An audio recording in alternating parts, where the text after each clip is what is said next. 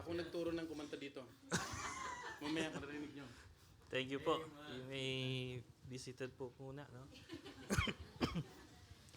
Na-pressure ako sa ano ni Pastor. Salamat po. And I think it's been more than 2 years na kami po ay huling nakapunta ng Milan. But by God's grace po, nandito po kami ulit. Hindi naman po sa pagmamayabang, ano po, but sabi namin nila Mama Agnes, by God's grace, ako pa ba? Sabi nila. But I was the first one who used this pulpit. Tama po ba, Pastor? But I've seen many great men of God preach behind this pulpit. Kaya nahihiya na akong tumayo dito kasi nakita ko madami ng mga magagaling na mga ngaral ng pastor na tumayo. But I was encouraged this morning that it is not the speaker. It is the Lord's message. Amen. It is the Lord who empowers us as we preach the Word of God. Amen. At salamat po. No? Pasensya na po sa mga sumundo po sa amin. At na-cancel po yung flight namin gawa po nung issue sa Airbus. Alam niyo po, we were really, first time nila, nung mga kasama ko sa Europe, at ganun po yung kanilang naranasan. Sabi ko pa naman, maganda sa Europe, Deacon. Kaya lang ganun kagad yung bumungad po sa amin. No? And talagang nung kinancel po yung flight, lahat ng tao bumaba. Hindi lang kasi isang aeroplano yung na-cancel, but lahat po ng A320 ay kinancel. So lahat ay lumabas ng aeroplano, unahan sa booking ng hotels. Ano po, and we were like complaining, ano ba naman tong pinasok natin, ano? But when I was lying on my bed, I saw a news telling na it is a computer system, a technical problem. Ano po, but then behind us complaining, habang nandun tayo sa sitwasyon, there's a God who protects us. You know? Problema, nagreklamo kagad tayo po, no? Hindi pa natin alam yung tunay na dahilan kung bakit. And then when nakahiga ako, ganun. Kaya pala hindi kami pinasakay ng eroplano ng Panginoon. Kasi delikado. Amen? At salamat po sa pagkakataon muli, Pastor, for, alam niyo po, nung tinatanong ako ulit ni Pastor kahapon, Brad, preach ka tomorrow. Sa pagod ko, siguro umuo na lang po ako. Kaya ano po, no? So, bibili po sana ako ng mga Dubai chocolates kasi uso po yung sa pasalubong ko po sana sa mga ladies, Pastor. Kaya lang, wala po palang maleta yung ticket po namin. Kaya yung jersey po na nalagay po namin. Kaya mga pasensya niyo po mga ladies kung may gusto po kayong sisihin, yung men po kasi inoccupy po nila yung yung maleta. But I thank the Lord po sa pagkakataon po muli na makatayo sa pulpito pong ito and maka-fellowship po ulit kayo. At yung mga kumanta kanina, bata pa sila nung ngayon matatangkad na sila. No? But singing for the glory of God. Amen. At before I preach po, I'd like to render a song offering. At nagdala po ako ng backup. Kasi nung tumawag si Preacher Joshua kagabi, ay paus-paus na po ako eh. Sabi ko, wag po kayo magdadala ko ng backup. Kaya tawagin ko po yung aking mga backup. Mga kapatid sa Panginoon, as we render our song offering to the Lord.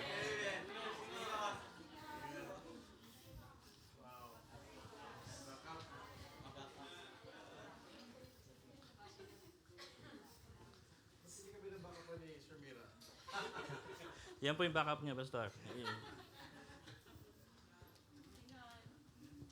Sing on.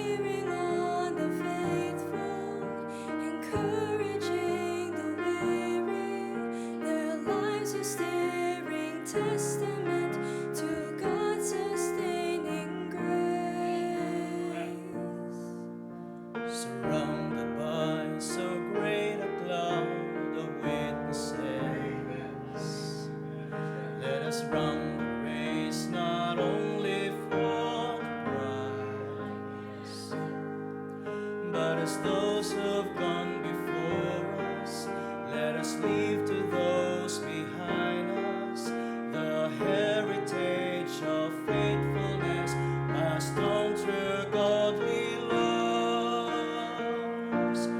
Oh, may all who come behind us find us faithful. May the fire of our devotion light their way. May the footprints that we leave lead them to believe, and the lives we live inspire them to obey. Oh, may all who come behind us find us faithful.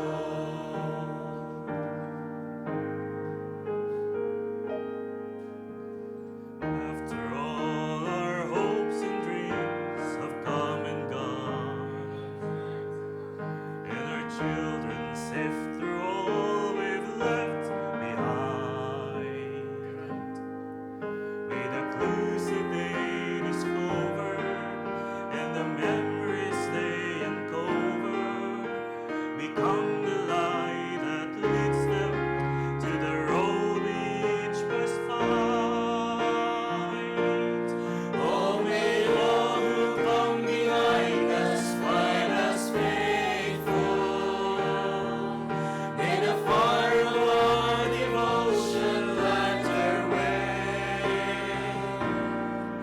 May the footprints that we leave lead them to believe, and the lives we live inspire them to obey. Oh, may all who come behind us find us faithful. May the fire of our devotion light their way. May the footprints that we leave lead them to believe, and the lives we live inspire them to obey. Oh, may all who come behind us find us faithful. Amen.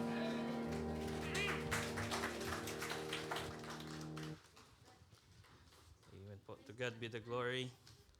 Sana po, no, kapag tayo ay lumisan na sa sanglibutang ito, yung mga susunod sa ating generation will find us faithful. Amen. Na kapag susundan tayo ng mga bata, pag susundan nila yung daang tinahak natin, dadalhin sila sa tamang landas. Hindi sa maling landas. Amen? Tayo pong lahat ay tumayo as we give reverence to the Word of God. Judges chapter 16. Salamat po sa Bethany Milan is already my family. Salamat po sa nagpahiram ng Americana. Salamat po sa mga sponsor. Judges chapter 16 verses 5 to 20. Amen. Basahin po natin ito ng salitan. Ako po mauna at sabay-sabay po tayo sa verse 20. And the lords of the Philistines came up unto her and said unto her, entice him. And see, umpisa na lang po natin sa verse 4 kasi hindi nabanggit si Delilah po dito. And it came to pass afterward that he loved a woman in the valley of Sorek whose name was Delilah.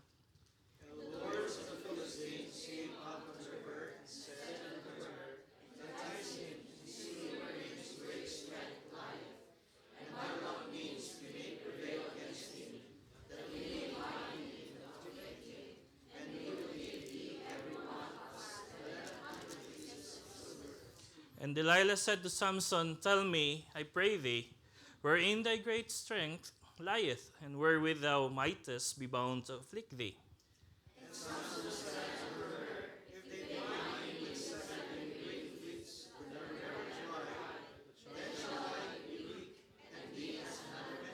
Then the lords of the Philistines brought up to her 7 green wheats which had not been dried, and she bound him with them.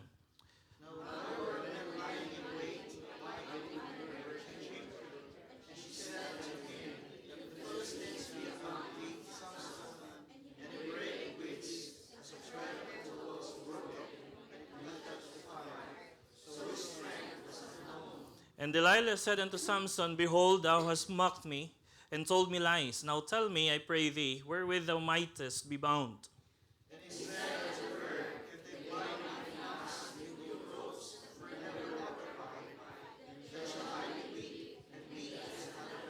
Delilah therefore took new ropes, and bound him therewith, and said unto him, The Philistines be upon thee, Samson.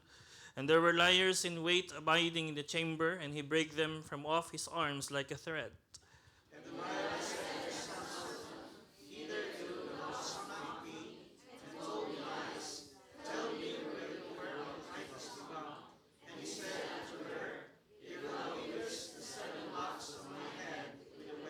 And she fastened it with a pin, and said unto him, The Philistines be upon thee, Samson.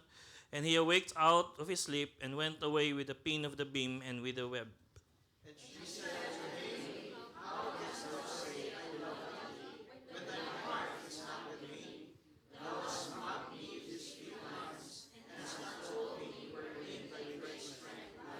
And it came to pass, when she pressed him daily with her words, and urged him, so that his soul was vexed unto death.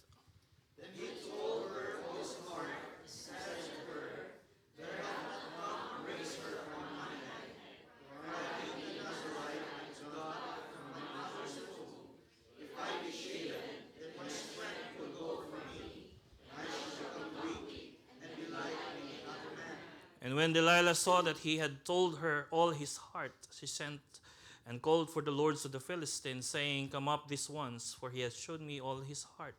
Then the lords of the Philistines came up unto her, and brought money in their hand.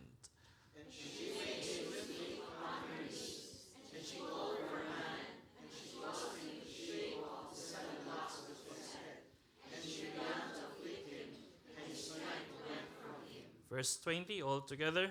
And she said, The Philistines be upon thee, Samson.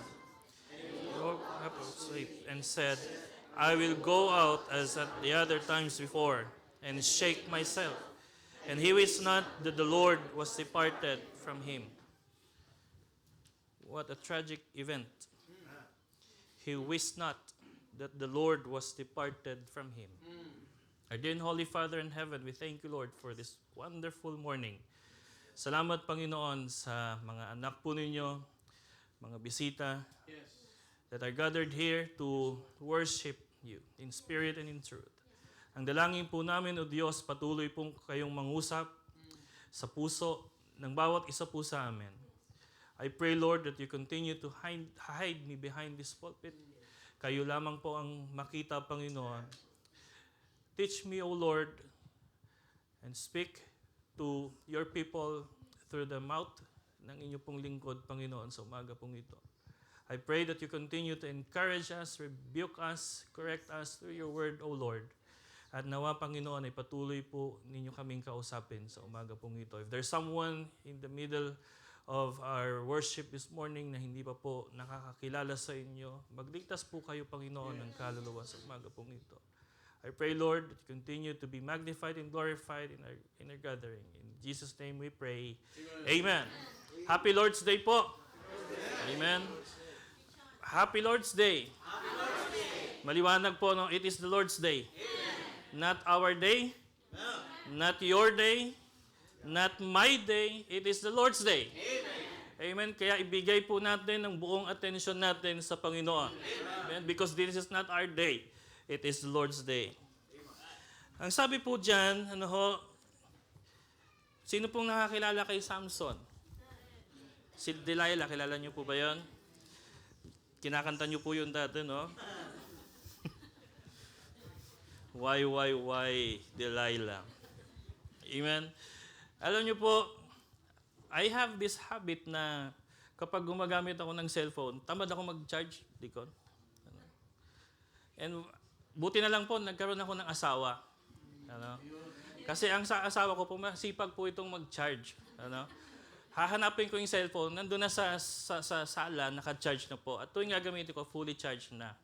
Ano? Pagka ginagamit ko po yung iPad ko sa service, laging fully charged. Pero nung ako po hindi pa nag-aasawa, lagi akong low-bat. Ano? Kasi natamad po akong mag-charge. No, kahit makikita ko na yung cellphone ko red na, malolobat na, sige pa rin ako ng gamit. Ano?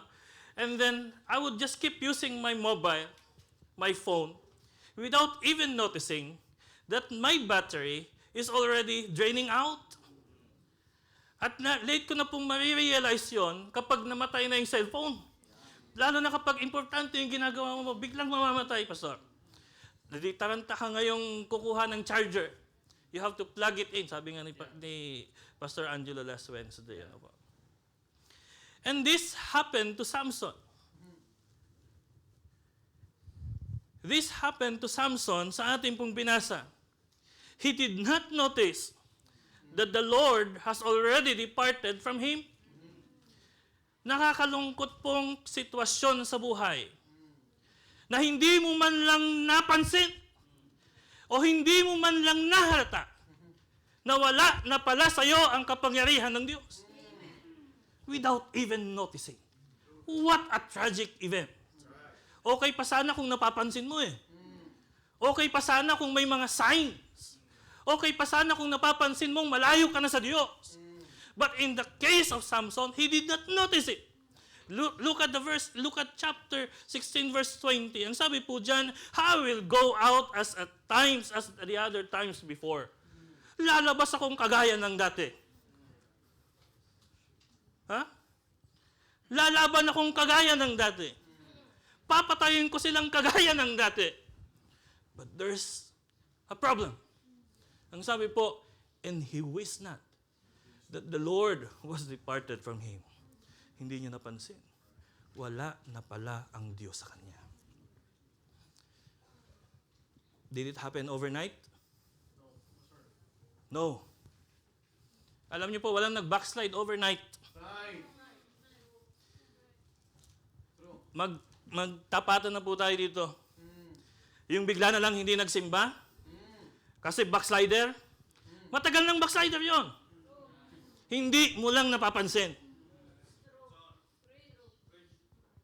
We could be here, and yet our heart is already far from the Lord without you even noticing it. Amen? Yun po ang problema. He did not even know it, that his strength was already gone. Minsan, di ba, pagka naghina ka, maramdaman mo eh. Tama ba? Ramdam ko yung panghihina ko nung nasa airport kami. Ano? Hindi ko na maihakbang yung, tapos sabi, Pastor, yung shuttle down nandun sa just go straight. Biruin nyo from 2F, pinaglakad kami po ng 2B. Ang layo pala nun. Ano? Talagang pagod na kami. Ano? You can feel it. Nararamdaman nyo po yun eh. Tama ba? Kapag mataas yung BP mo, ramdam mo na yan, medyo, mataas yung BP ko. There will be signs. But with Samson, there were no signs.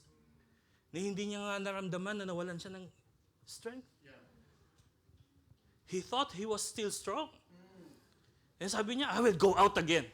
Same like as I've done it yesterday. Same as what I have done it last month. Kagaya nung ginawa ko last year. I still have that strength. Kaya lang hindi niya napansin, Pastor. The Lord has already departed from him. And many of Christians nowadays still think they are still strong. Many Christians nowadays still think that they still have that strength. But without the Lord, we are nobody. But it did not happen overnight, Sister Chrisaline. Slowly by slowly. But the main problem is, you, even yourself, would not notice it. Yung po ang delikado. Yung hindi mo napapansin. Malayo ka na pala sa Diyos. Sabi nga nung pagka padamihan ng member, panalo ang baptist. Mas madami pa tayo sa ibang mga religion, Pastor. Kasi sa mga backslider pa lang na baptist, madami na. Tama ba? Talo na yung bilang ng iba. Mga backslider pa lang yon. Wala pa yung mga faithful. Amen? Pero hindi ko po kayo papatagalin. Kasi po ay, alam niyo po, yung sinend ko kay Pastor, yung outline. Hindi ko po alam kung anong outline yung isasend kay Pastor. I have this unfinished outline. Sinend ko na lang kay Pastor. Tinapos ko na lang po kagabi. Kasi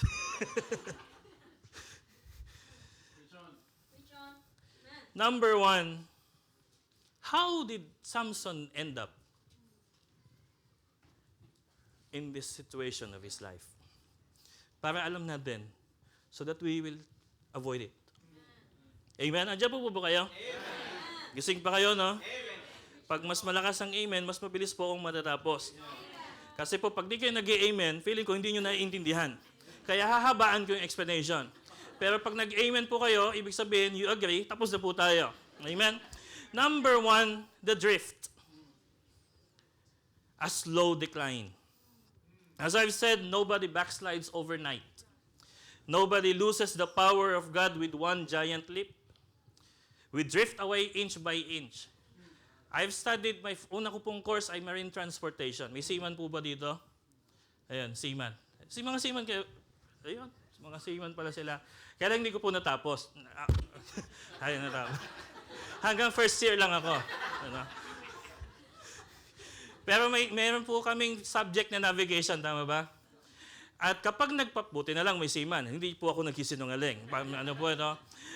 Pagka nagpa-plot po kami ng course, meron po yung mga factors na kailangan mo i-consider para mas sure mo na kung galing ka ng Milan, ang dadatnan mong port ay Rome.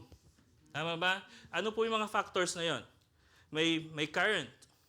Sa compass, may magnetic influence of the earth. Tama po ba? O, kita nyo? Tatatandaan ko pa. May magnetic influence on earth because we have to remember na ang barko po ay gawa sa bakal. Meron pa po yung compass error. No? May factor po yan. Kasi pagka hindi nyo po yan finactor in sa inyong pong pagplat, hindi mo alam, hindi mo mapapansin na yung barko mo, imbis papunta ng Rome, papunta na pala ng Abu Dhabi without you even noticing it. Bakit? Kasi may current yan eh. At kung susundin mo lang, okay, let's go 90 degrees. Susundin mo, akala mo dire-diretso yung navigation mo. Pero ang layo mo na pala sa 90 degrees. Tama ba, Brother Aaron? Tama. O, kita nyo? Amen? The same thing happened with Samson. Hindi niya napansin na ang layo na pala ng tinatahak niya sa daan na pinapatahak sa kanya ng Panginoon. He was called to deliver Israel from Philistines. And yet he was there resting on the lap of Delilah. Tama? Imbes na nakikipaglaban po siya doon sa Philistines, nandun siya natutulog kasama yung kakampi ng mga Philistines. Without him even noticing it. Did it happen one night? No. Madami po siyang ginawa na maliliit na bagay na hindi niya napansin that ended him up on Delilah's lap. Kung papansinin po natin in Judges chapter 14, nag-umpisi po yan sa just a small compromise. Tingnan po ninyo, Judges chapter 14 verse 8 and verse 9. Bago siya napunta kay Delilah, nag-umpisa yan sa paghawak sa patay na hayop. And after a time, he returned to take her, and he turned aside to see the carcass of the lion, and behold, there was a swarm of bees and honey in the carcass of the lion. Kinuha niya po yung bee, hinawakan niya yung dead animal, because we have to remember that he was a Nazarite, at pinagbabawal po sa kanilang humawak sa patay na hayop. Small thing. Humawak lang naman ako ng patay na hayop. He did not notice it. Just a small compromise. Diyan lang nag-uumpisa yan eh. Yung paunti-unti. Nagsimula sa patikim-tikim.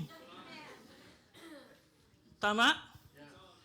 And then what's next? Nauna, yung Judges chapter 14 verse 1, anong sabi po niya? Sinabi niya sa kanyang magulang, I want to marry that woman. Wrong relationship. Mali yung kanyang desisyon sa buhay. Ang sabi niya, aasawahin mo yung kakampi ng kalaban mo. He was called to deliver the Israel from Philistines, and yet he was choosing the daughter of the Philistines to be his wife. And he came up and told his father and his mother and said, I have seen a woman in Timnath of the daughters of the Philistines. Now therefore, get her for me to wife. Sabi nung kanyang tatay, wala bang mapapangasawa dito sa ating lahi? At kailangan mo pang umasawa ng unbeliever? Amen? Young people, huwag kayong hahanap sa labas. Amen? Huwag kayong hahanap ng karelasyon na unbeliever. Sapagkat ang sabi ng Biblia, you don't have fellowship with darkness. Amen? Hindi pwedeng ang aasawahin mo ay yung kalaban mo. Amen? Minsan ang mga young people humahanap pa sa labas. Basta walang makakita sa loob.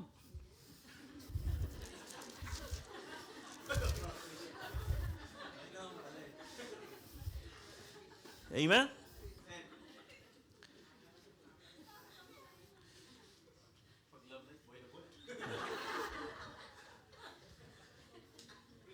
That wrong relationship was a fast track to spiritual compromise.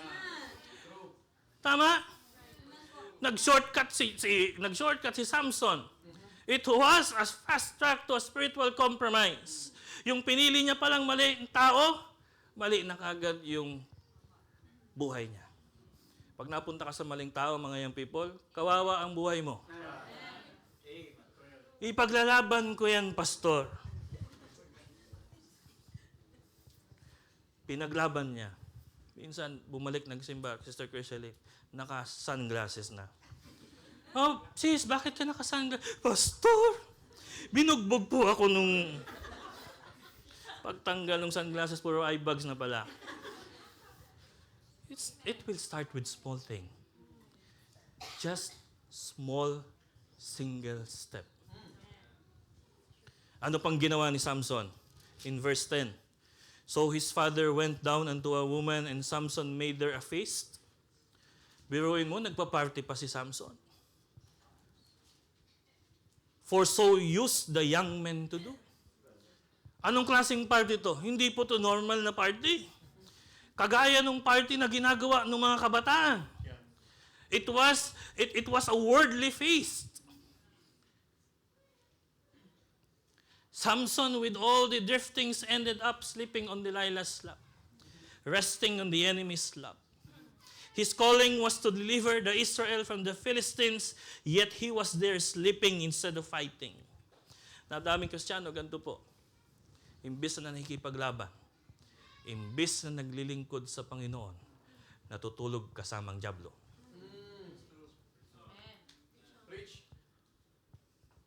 It was just a small step. Pastor, isang Sunday lang po akong wala. Pastor, isang prayer meeting lang naman po akong wala. Be careful. Nag-uumpisa yan sa isang simba absent. Ay, wala namang nangyari sa akin, Pastor. I feel like normal. I touch the carcass. I still have that strength. I married an unbeliever. I married a Philistine woman. Yet I still have the strength that comes from the Lord. Everything seems to be normal.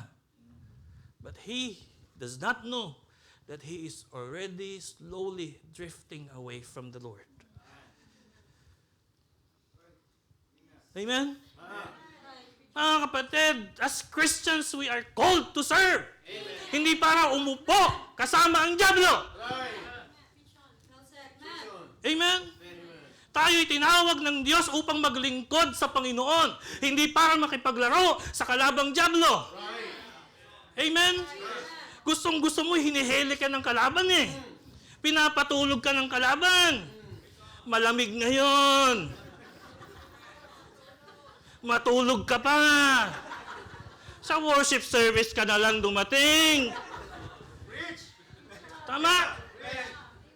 We should be out there serving the Lord. We should be out there preaching the Word of God. We should be out there winning souls for Christ. And yet we are there sleeping on Delilah's lap.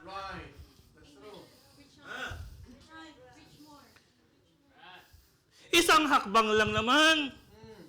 But you don't know, you don't notice that that small step will take you away farther from the Lord. Remember Jonah? One step down. Tama? Tinawag siya ng Panginoon, go to Nineveh. Anong ginawa niya? He took the other way. One step down from Zebulun, Galilee, to the port. Tama? Another step down from the port to the ship, to the boat. And another single small step from that boat to the bottom of the boat. Wala na pong hagdan, hindi na ako makakababa. And then, isang hakbang ulit palayo. Isipin nyo na lang, ito yung baba ng... And another step down from the bottom of the boat to the bottom of the ocean.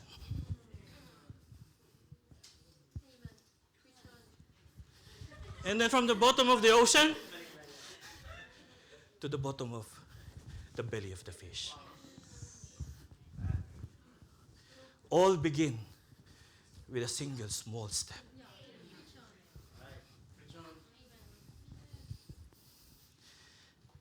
A missed church service is simply a step away from the Lord. Madami na pong, isa po sa pinakinakalungkot ko, Pastor, yung mga kasama kong young people na umaattend ng youth fellowship, kasama kong kumakanta sa choir, from junior choir to the adult choir, na hindi ko na nakikita ngayon, na hindi ko nakasama ngayon. And nakakalungkot, nakakapanghinayang, because it just started with a small step. Alam niyo yung drift? Hindi mo yun mararamdaman eh. Hindi mo yun mapapansin. Unti-unti ka na palang tinatangay.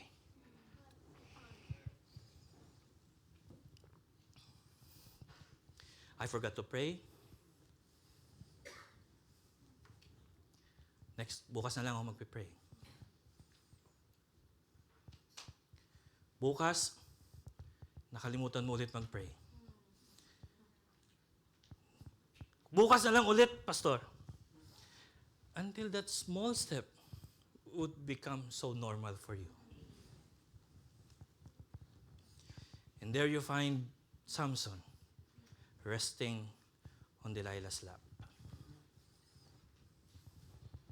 If you will not be careful, you will find yourself resting on the enemy's lap. Amen? That's the drift. We don't realize that each step has already drifted us away from God. Number 2, sabi ko sa inyo, mabilis lang po tayo pagka mabilis kayo mag-amen. Hanggang ano po tayo, Pastor? Amen. Alam niyo po, sabi ko nga, first time po na mga kasama ko sa Europe, and dahil na yun, I think 2 days wasted, tama po ba, Deacon? So iniisip ko, should we go to Rome on Sunday? Magmamasyal. But we ended up in the house of the Lord. For we know that a time spent with the Lord is never wasted time. Yung mga bisita po natin, ang oras na inilalaan nyo sa Panginoon, kailanman hindi nasasayang. If you go to malls, to park, after that, ang sakit ng paa ko. Dito, busog pa tayo. Amen? Busog na tayo sa salita ng Diyos, busog pa tayo sa croissant. Tama ba yung pronunciation? Number 1, the drift. Number 2, here's the very dangerous thing that could happen in every believer, the deception. Now deception comes. Chapter 16, verse 20.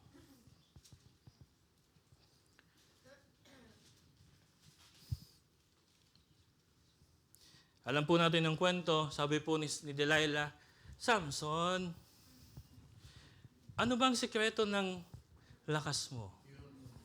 Siyempre, ang diablo, hindi magpapakita yan ng nakakatakot. Kaya hindi tayo naniniwala sa Halloween, yung yung nakakatakot. Siyempre, kapag diablo ka, pag tumaharap ka sa tao at nakakatakot, tatakbo yung tatakbo ka, tama ba? Pero kapag nag-anyong anghel yan,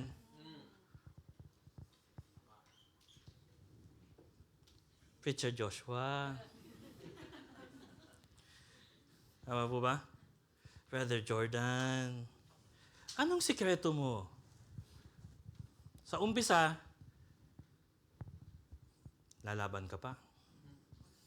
Sabi ni Samson, pag tinalian ako ng rope, sabi niya, ano sabi po dyan? In verse 11, if they bind me with new ropes that never were occupied, yung bagong lubid, ang gamitin mo. Sabi niya, then I shall be weak and be as another man. Ito namang si Delilah, kumuha ng tali. Naniwala naman siya. Sabi ni Delilah, but yet, tingnan po niya sabi, in verse 12, ginising na ni Delilah si Samson. Samson, andyan ang mga Philistines. And Samson went out, removed that rope, and fought against the Philistines. And he won. And he won. Tandaan niyo po yan, ha? Pangalawa, sabi ni Delilah, mali naman yung sinabi mo sa akin, Samson. Sinungaling ka. Tama ba? Saan ba talaga? Sabi naman ni Samson, if thou weavest the 7 locks of my head with the web, and she fastened it with the pin. Eto na. Kapag tinirintas mo yung buhok ko, weaving, I shall be weak. Si Delilah naman, kumuha kagad ng pin. Sabi, and she fastened it with the and said, tinawag na naman niya yung Philistines! Sabi ni Delilah kay Samson, Samson, Philistines be upon thee, Samson. And he wake up again from the sleep, and went away with the pin of the beam and with the web. And she said unto him, sabi ni Delilah, ayun na, paano mo masasabing love mo ko? Tama ba? Patunayan mo nga sa akin. Kasi 3 beses ka nang nagsinungaling sa akin. Hindi naman totoo yung mga sinasabi mo sa akin. And has not told me wherein thy great strength lieth. At dahil sa pagpipumilit po ni Delilah kay Samson, umamin na tong si Samson. Yan, ganun talaga ang diablo. Sa umpisa, susubukan mo pang lumaban. Tama? Sabi ng Bible ay magsimba ako. Yan ang kalakasan ko. Tatry mo pang lumaban. Tatry mo pang dumipensa. And yet, after so many attempts, you will give in. And you will be deceived. Pero tingnan po ninyo. Sabi, umamin na si Samson. Sa madaling salita, pag ginupitan mo yung buhok ko, sabi niya, hihina ako. Because I'm a Nazarene. Come up this once, ang sabi po niya ni Delilah, then tinawag na ulit ni Delilah si Samson. Yung mga Philistines. Sabi ni Delilah sa Philistines, eto na to. This is it. Talo na si Samson. What happened? Same like yesterday. Samson woke up again, thinking that he is still strong. Sabi po niya in verse 20, and he awoke out of his sleep. Same like yesterday. Gumising ulit siya sa pagkakatulog. And sabi niya, and I will go out as at other times before. Lalabas akong kagaya ng kahapon. Lalabas akong kagaya ng nung isang buwan. Lalabas akong kagaya nung isang taon. And I will defeat that Philistines. And he did not notice that the Lord was not already with him. Sabi nung isang pastor, sira po yung kotse niya. You're still there? Hirap siya mag-start. Ngayon nakakuha po siya ng technique. Pag in-start niya ng 2 beses, tapos sinapakan niya ng 2 beses yung brake, i-start yung engine. So, hinayaan niya po yun. Ano? At tuloy, gumagana naman yung kanyang technique. But one Sunday morning, malilate na po siya sa church. Ewan ko bakit malilate na yung pastor. At nung tinatry niya pong gamitin yung kanyang technique, hindi po gumagana. And that is the time when he needed the car most. It was not starting. You know what's the problem? He relied on his technique and he failed to solve the problem. And many of Christians would rely on themselves. Many of us are now relying on ourselves rather than depending on the Lord. Many of us, kaya ko na yan, pastor. Napagdaanan ko na yan kahapon. I can do that again today. But we so depend on the victories of yesterday that we tend to forget that we still have to rely on God today. Sabi niya,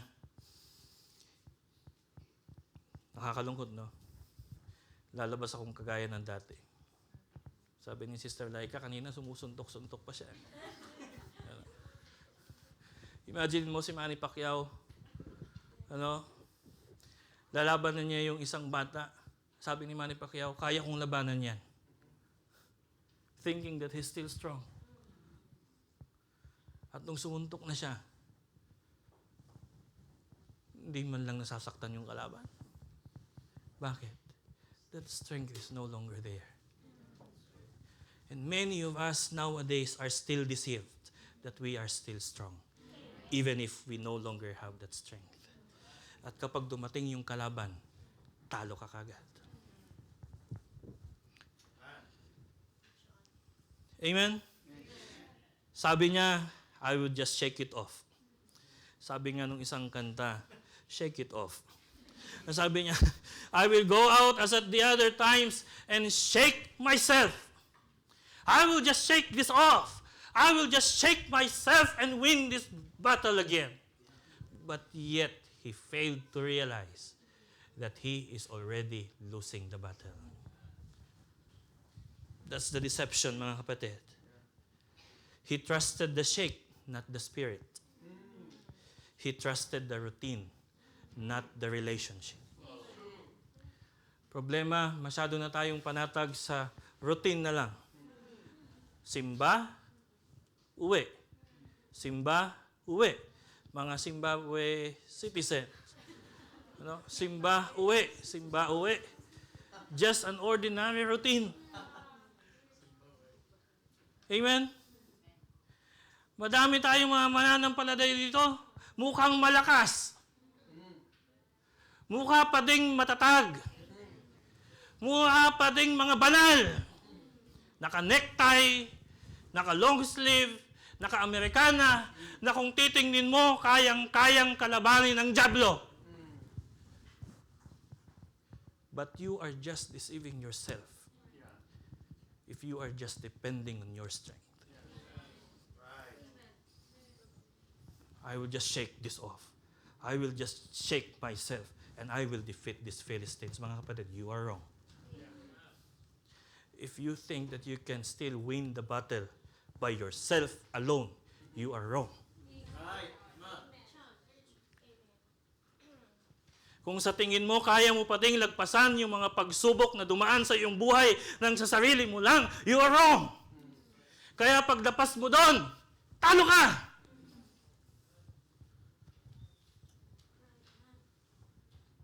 Kasi lumalaban kang mag-isa.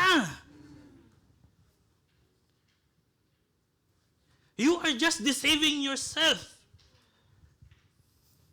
Pastor, sabi niya, I will just shake it off.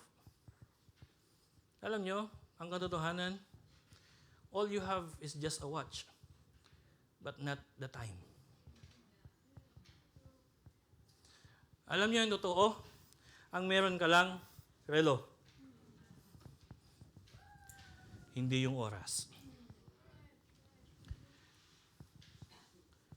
Tama?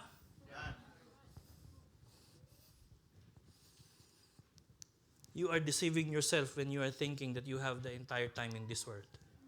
Because the only thing you have is just a watch. Sabi niya, and he woke out of his sleep and said, I will go out as at other times before and shake myself. The deception. Mga kapatid, baka iniisip mo ngayon, malakas ka pa din. Baka iniisip mo ngayon, matatag ka pa din. Baka ang iniisip mo ngayon, matapat ka pa din. Baka ang iniisip mo ngayon, kayang-kaya mo pa din. Baka ang iniisip mo ngayon, kaya mo pa ding pagtagumpayan yung mga pagsubok na dadating sa iyong buhay. Mag-ingat ka, without the Lord, you will fail. Just like Samson, when the Lord departed from him, he is nothing. Last point. Amen?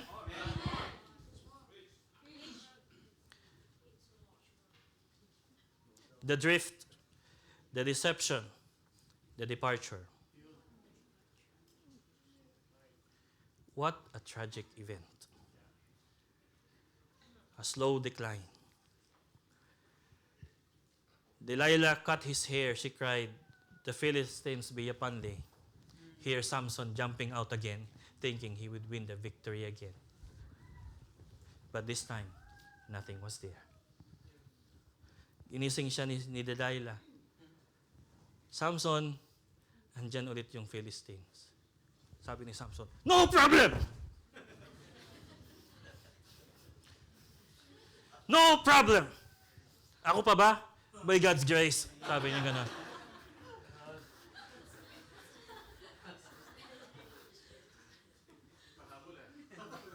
Amen? Sabi niya, ako pa ba, Delilah? By God's grace, kayang-kaya ko yan. Hindi niya alam. Wala na yung kapangyarihan ng Diyos.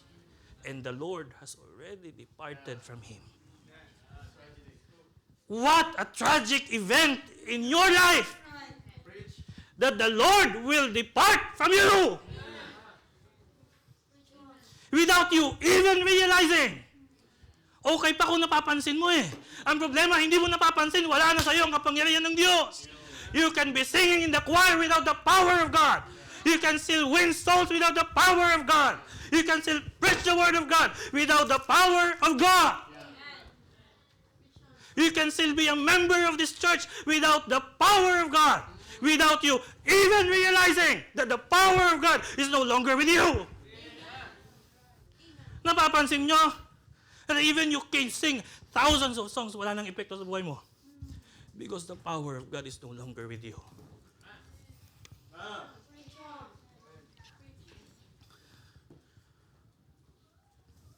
Were it not for grace.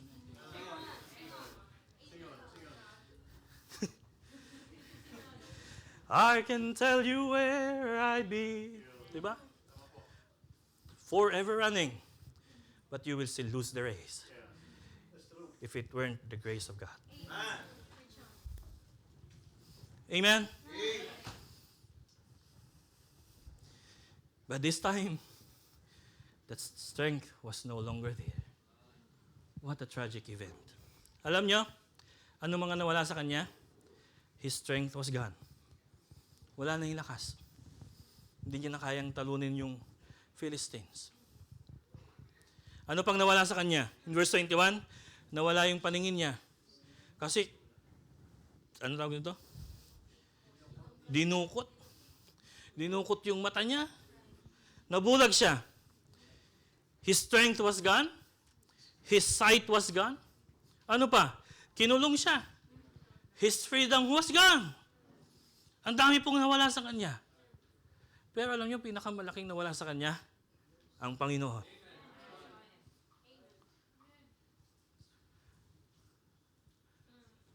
I could lose my eyes and still have the strength of the Lord. There's no point of having your eyes without the strength of the Lord. There's no point of having the freedom in this world without the Lord. Nawala sa kanya yung lakas, nawala sa kanya yung kanyang paningin, nawala sa kanya yung kalayaan, he was bound, kinulong po siya.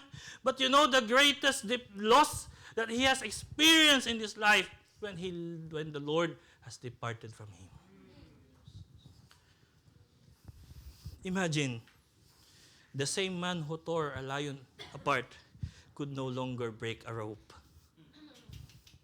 Yung dating malakas na lalaki na kayang, ano tawag doon?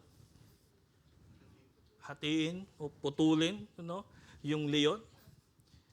Can you just imagine the scientifics, kapag kumagat po yan, hindi mo na kayang ipigilan yan. Because that's too strong. But Samson's strength could destroy that. That same man could not even break a rope.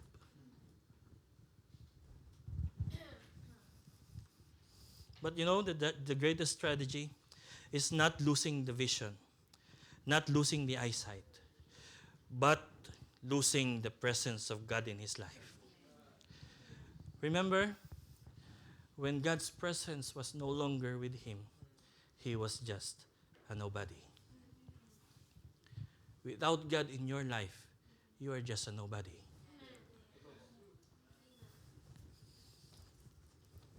This watch is given by my wife. This is a Gucci watch.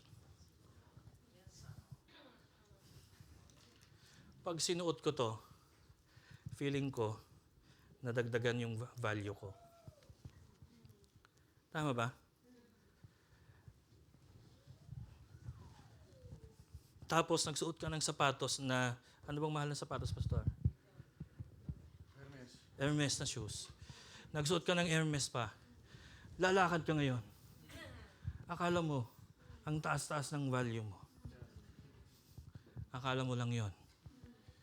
Pero kung wala ang Diyos, wala kang halaga.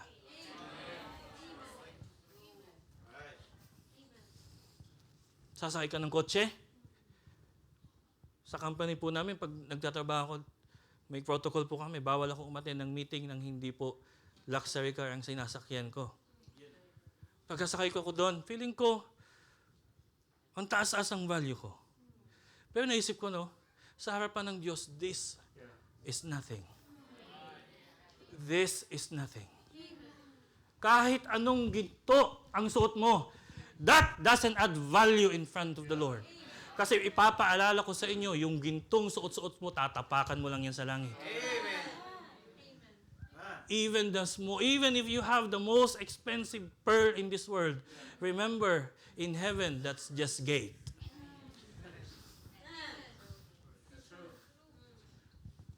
Well said. Preach on. We tend to forget our value. Tandaan mo mga kapatid, just like Samson, without the Lord, he could not even break the rope.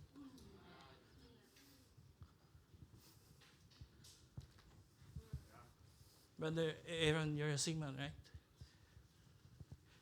Kahit maging kapitan ka pa ng barko at makamit mo lahat ng kayamanan sa sanglibutan, without the presence of God, you are nothing.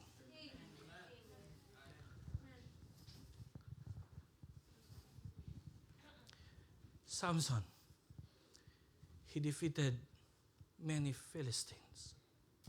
But when the Lord departed from him, kahit tali, hindi niya kayang putulin. That's your life without the Lord.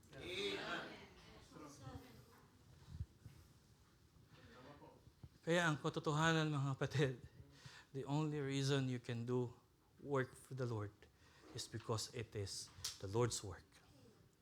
And it is the Lord who will empower us. Tandaan mo natin, it was not tragic because he lost his strength. It was not tragic because he lost his sight. It was not tragic because he lost his freedom. It was tragic because God's presence left him. We may lose everything and still have everything if we have God. Pwedeng mawala sa lahat ng bagay. Kaya sabi ko sa asawa ko, maghanda ka na. Mawala lahat ng luxury sa buhay na ito.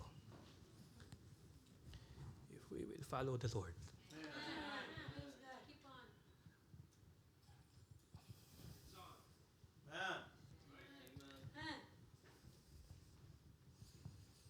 You will never impress God with your jewelries. God was not even impressed with Samson's strength because He knows it's from Him. Bakit mo yayabangan ng Diyos ng mga alahas mo? Hindi mo pwedeng pagmalakihan ng isang taong nagbigay naman sa iyo ng bagay na yan. Tama? Tama? Imaginin mo, yayabangan ko yung asawa ko, ang ganda ng relo ko. Ano sabi niya sa akin galing yan!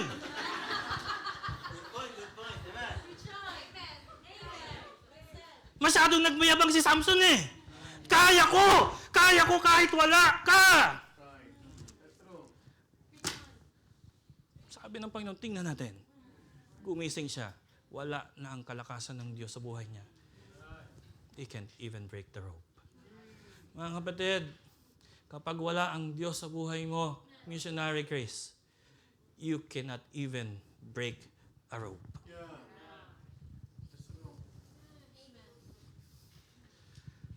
Little by little, until it is gone.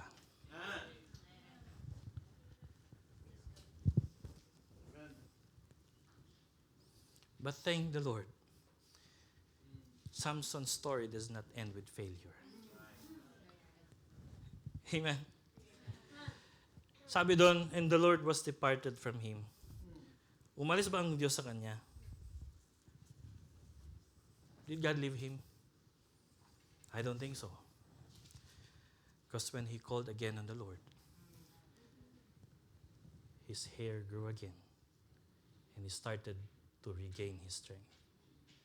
That's the time he realized that strength comes from the Lord alone. And with God being with him again, that pillar, he had that strength to pull that pillar down. And he has killed many Philistines. Mas madami pa kaysa noong siya ay malakas pa at nakakakita. You know the reason why? It is only because of God. It is only because of God. You can still sing even after singing for so many years because of the grace of God. You can still serve even so after so many years na kahit hirap na hirap ka na, madaming pagsubok sa buhay. Ang sabi ni Sister Laika, gusto niyang pumunta sa Panginoon, pero hinihila po siya ng kalabang dyablo. Alam niyo mga kapatid, guys, God is just one step away. Napapansin niyo, kahit ilang libong hakbang mo palayo sa Diyos, isang hakbang lang pabalik. Nandiyan ang Panginoon. Ganyang kanya kamahal. Kasi kahit anong libong hakbang mo palayo sa Panginoon, susundan at susundan ka ng Diyos. He is there waiting for you to call His name again. When you are feeling that you are already losing that strength, call on the name of the Lord again. Little by little. If you lost that strength little by little, try calling back. Bumalik ka sa Panginoon. Hindi kailangan pangmalakasan ka agad yung mo, no? But go back to the Lord even by little by little. Mag-umpisa ka ulit. Alam mo mga kapatid, no matter how far you've drifted, no matter how long you've been deceived, no matter how cold your heart has become, just start again. Ang problema lang, kailangan mo lang aminin, Lord, nandito ako, but I am already away from you. But the dangerous thing is that hindi mo napapansin na malayo ka na pala sa Panginoon.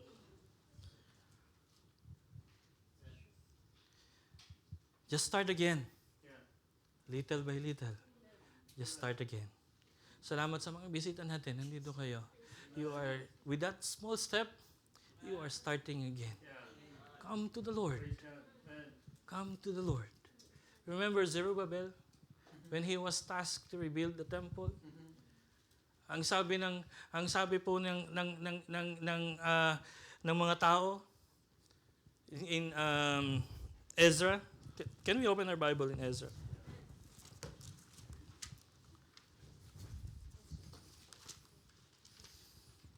Ezra chapter 3. Ano pong sabi diyan? And when the builders, verse 10, Ezra chapter 3 verse 10, and when the builders laid the foundation of the temple of the Lord, they set the priests in their apparel with trumpets, and the Levites the song of Asaph with cymbals to praise the Lord after the ordinance of David, king of Israel. And they sang together by chorus in praising, giving thanks unto the Lord because He is good, for His mercy endureth forever toward Israel.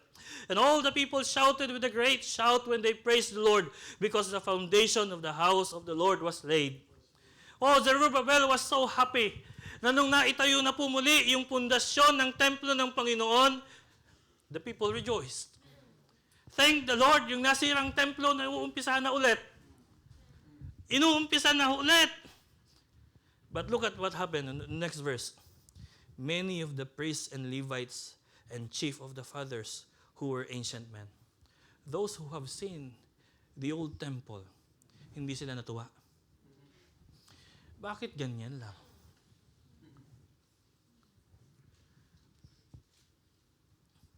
Pastor, bakit ganyan lang yung pillar natin?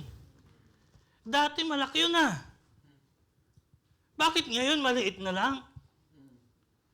Pero may iba din namang masaya. Alam niyo, pag nag-uumpisa ka ulit sa Panginoon, may matutuwa. Meron din namang hindi. Ang importante, mag-umpisa ka ulit. Kahit pahakbang-hakbang, mag-umpisa ka ulit. Start again. Kahit mga kapatid, kung noon ginagawa mo, nagbabasa ka ng 10 verses every day, kung hindi mo nagagawa na yun ngayon, mag-umpisa ka ulit kahit isang verse. Hanggang yung isang verse na yun maging 2, hanggang yung 2 maging 3, hanggang yung 3 maging 4, hanggang bumalik ka dati sa dating 10. Just start again. Little by little, just start again. If you have drifted little by little, why not start again? Little by little. Kung di mo kaya ng malakihan, start again little by little. Ang importante mga kapatid, nagsisikap ka. Bumalik sa Panginoon. Just like Samson, when he called out in the name of the Lord, God gave him back his strength. Remember those small things you thought was a huge step. Dati, no? Pagbago ka lang sa Panginoon, brother, sino nga po yung babaptize natin? Justin. Brother Justin. Alam mo yung pagbago ka pa lang, pag na-assign kang usher, sobrang excited ka. Pero kakamay ka lang naman ng bisita. Tama ba? It may not be a huge ministry, but there's no small and big ministry in the Lord. Pero excited ka, kakamay ka sa mga bisita. Tapos ngayon hindi ka na masayang usher. Gusto ko maging preacher. Why not start again? Pastor, can I be a driver? Can I be part of the transportation ministry? Can I join the soul winning ministry? Just start again. Because the fire can burn again. The power can return. And the joy can also be restored. Some will rejoice. Some will be happy seeing you returning unto the Lord. Some may not. But just start again. Amen? Mga kapatid, let's be careful.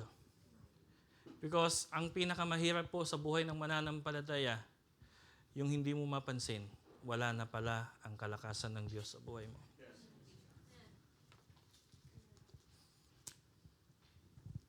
Little by little, until it is gone. But if you are already in the situation like Samson, come to the Lord this morning, little by little, until it is back. Little by little, until it is back. Salamat po sa umaga pong ito. Tawagin po ang Kristo. Thank you. Are you blessed? Let's all stand up and let's thank the Lord for the message, the Spirit-filled message, another Spirit-filled message